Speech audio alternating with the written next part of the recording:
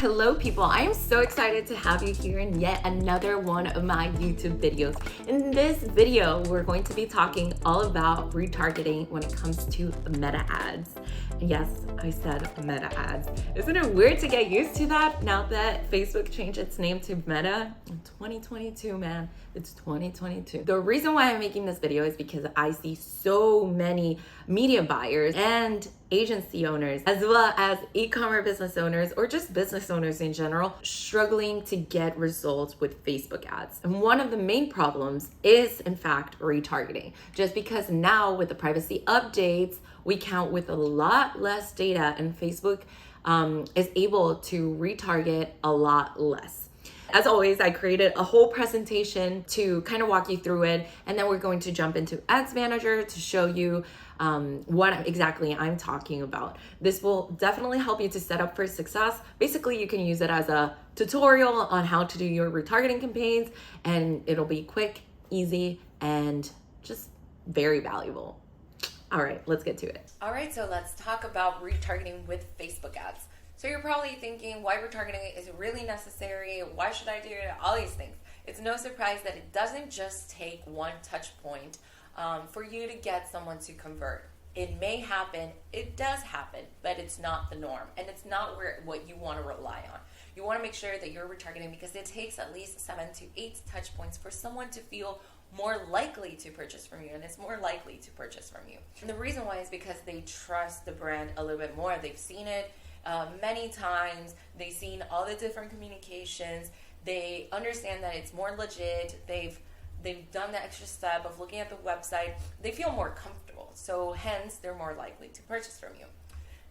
Then the other reason is because a lower customer acquisition cost. So what it'll take you to convert a person that had never heard from you will likely have you spending more than when you retarget and have someone convert from those retargeting campaigns. Then it has obviously a stronger impact and effectiveness just because they've already seen your brand before, you've already targeted them with generic type of information. Now you're perhaps giving them a discount or perhaps giving them a little bit of a story behind or connecting emotionally. So it does have a stronger impact and effectiveness in the results that it can get. And then finally, just as much as your competitors are touching back on their target audience, you want to make sure that you're touching back on your target audience as well. So if your competitors are doing 3 to 4 times, you want to make sure you do it 3 to 4 times. If they're doing it 10, 11, 12 times, then you want to make sure you do it 10, 11, 12 times. And it's just how it works.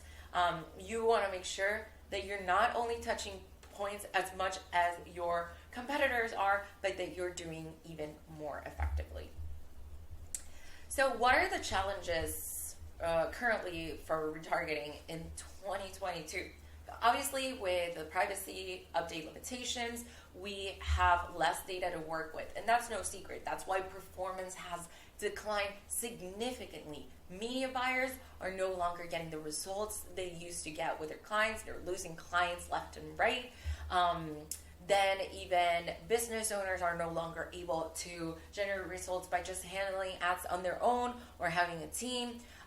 So there is a lot of changes that are occurring around ads, paid ads with Facebook or with Meta and Instagram, right? So what that entails is that you need an increasingly sophisticated type of strategy. So media buyers and media buyers, whether in agencies or internal in companies, or even if you are a business owner and you're running your own ads, you need to make sure that you go one step ahead.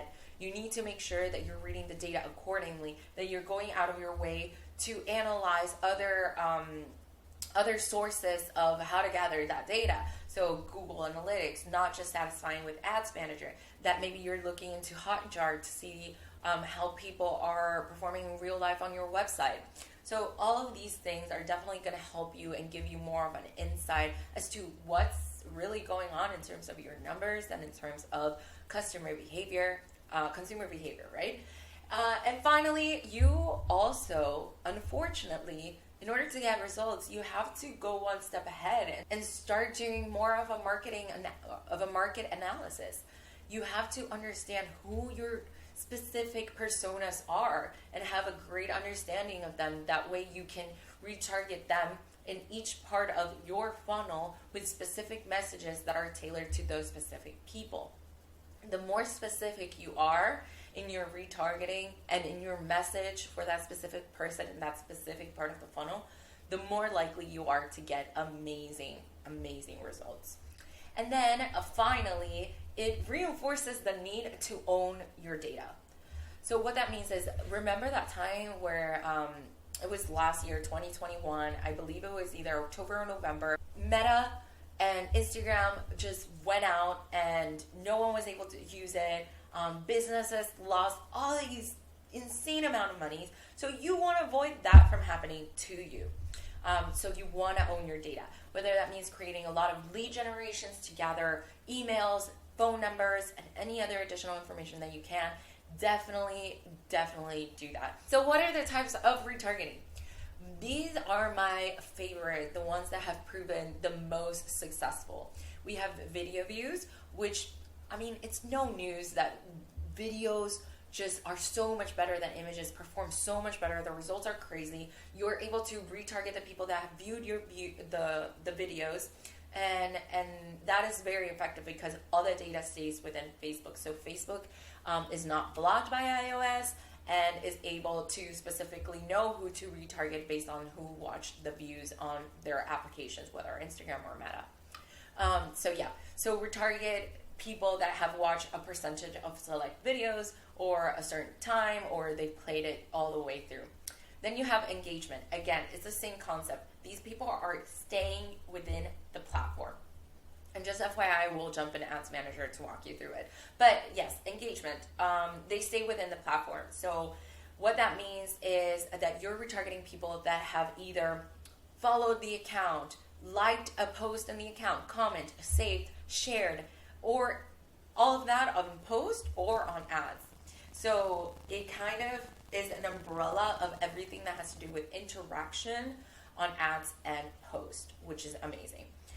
And then finally, you have your email list of purchases and checkouts. The reason why I'm adding purchases, usually you don't want to retarget people that have purchased in the last 30 days, but definitely retarget people that have purchased in the last 60 days or 90 days. I mean, these are people that know your brand, that are likely to purchase again from you because they already purchased from you, and you know that you have a great product and they already know that too. So this is a great opportunity. You want to make sure that you retarget them in a very smart way, though, giving them something to look forward to, something that will push them to purchase from you again. Maybe they bought a specific product and you know a certain other product that you offer would be a great match or would be an upsale. All of these great things you can use to retarget these type of people. And then obviously the ones that initiated checkout. That is super important. You want to make sure that you're retargeting people that are already this close to completing the purchase. The other way of retargeting is by pixel events. So pixel events is kind of funny because that was kind of how people used to retarget before the whole privacy updates. That was like the center of everything, which was you install your pixel. Pixel events are retargeting people based on the website add to carts, the website initiated checkout, no list, so you're not uploading a list or anything. Time spent on the website and specific web pages. So for example, specific product pages or specific landing pages that you might have. So here in Ads Manager, we go to audiences. In audiences, we want to make sure that we create custom audiences, and then here we click video because we're doing video views, and then you choose whatever parameters you want, whether it's people who have watched 25% of your video or 50% of your video, 75 or 95, or that have watched your entire video and has played all the way through or even looped your video. So there's multiple ways of doing it, and typically if you have a lot of data and a lot of videos running and a lot of ads running, you want to segment these, right? Because the person that watched 25% of the video it isn't the same as the person that watched 75 or even 95% of your video.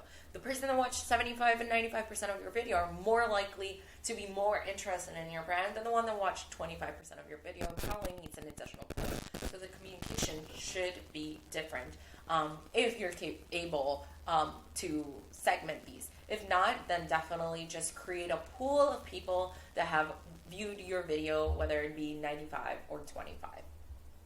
So you select it, and then you select whatever parameter you want to choose, and then the videos that you want to retarget. You want to involve in your retargeting. So for example, you can just choose whichever you want, and then you confirm, and then you create it, and you name your audience, and you use based on how many days, how far these days are. So for example, in the last 30 days, who watched the videos that I selected in the parameters that I wanted. And then you just name your audience.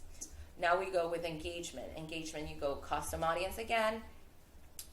You go Instagram account, and then you do Facebook page as well. So Instagram account, and then you select everyone who engaged with this professional account.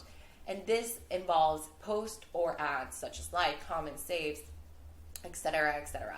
Anything that involves engagement, it takes that into account, which is absolutely insane and super great, and why you want to push that type of engagement and why you want to be active organically as well.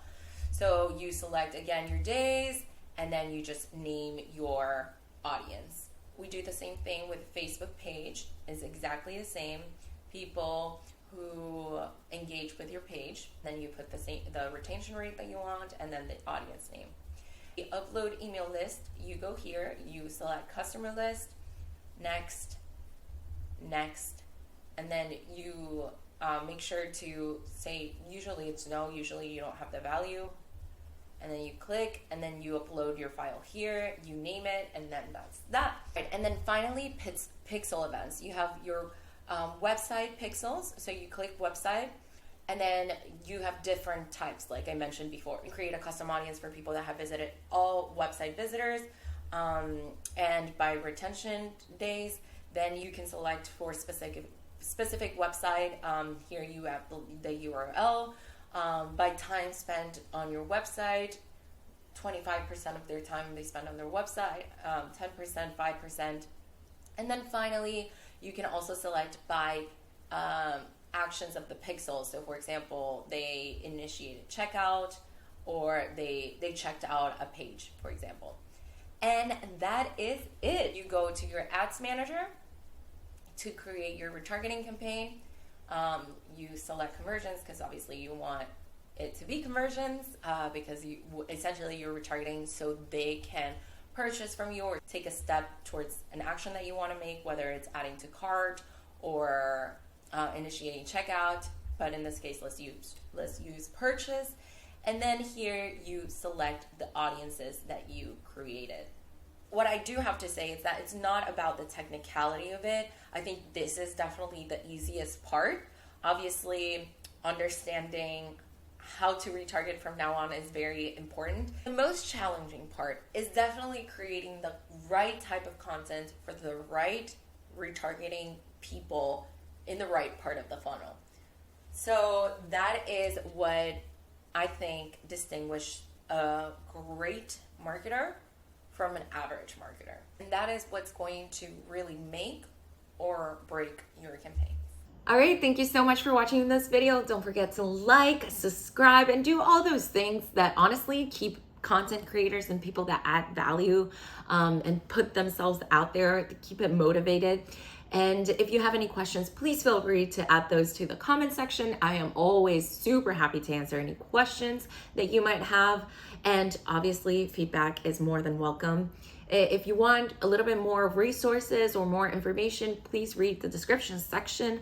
I add there a lot of value as well. And if you're interested on booking a one-on-one call with me as a consultation on your Facebook ad strategy, I am super happy to help you out with that. it can definitely be arranged. And if you're just looking to get to know me a little bit better, perhaps work with me and my team, then we can arrange that as well at obviously no cost. And how exciting it is to just connect and meet new people that can add so much value. All right, so I'll catch you later. Bye.